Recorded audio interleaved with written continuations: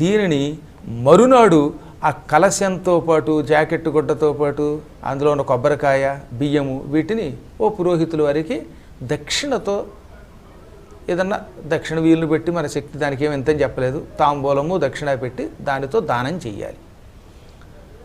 ఈ మధ్యకాలంలో చాలామందికి ఒక అనుమానం కూడా ఉందమ్మా, అది కూడా తెలుసుకోవాలి. కలశం ఎట్టి పరిస్థితుల్లో దానం చేయాలో మన ఇంట్లో ఉంచుకొచ్చానని. ఒకసారి వరలక్ష్మి వ్రతానికి మంటపంలో పెట్టినటువంటి కలశం వాడు సూర్యుడు ఇటు పుడితేనే దానం చేయవలసింది, ఇంట్లో ఉంచుకునే అధికారం లేదు. ఇది వ్యాసుడు ప్రామాణికంగా చెప్పాడు.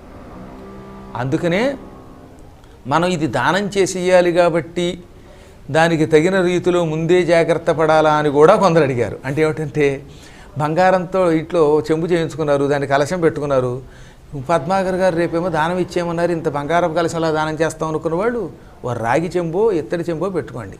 అందం కోసం బంగారం పక్కన పెట్టుకున్నా